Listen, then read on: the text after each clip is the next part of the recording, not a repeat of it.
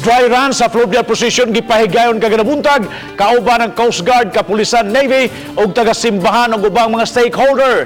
Ang gisakyan mao ang galyon gyud nga sakyan unya sa imahin sa Barambata. Ano ang report?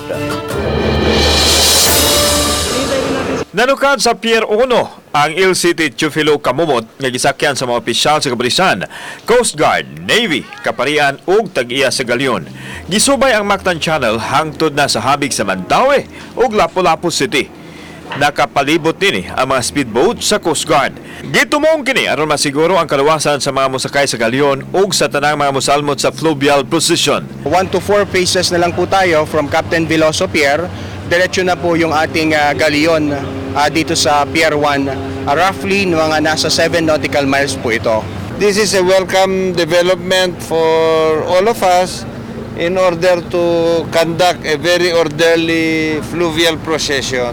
On board na karon sa galyon o sakayan, diin isakay ang imahe ni Senyor Santo Niño. Nunod usab sa pagpahigayon karon og fluvial dry run. In preparation, aron mahimong hapsay ang pagpahigayon sa fluvial procession karong Enero 18 mga kapuso. Kani ato nahimutangan karon mo ni siya ang pahimutangan sa imahen sa balaang bata nga si Senyor Santo Niño. Samtang ipadayag sa miyembro sa pamilya ang tag-iya sa galyon nga limitado lang ang makasakay niini.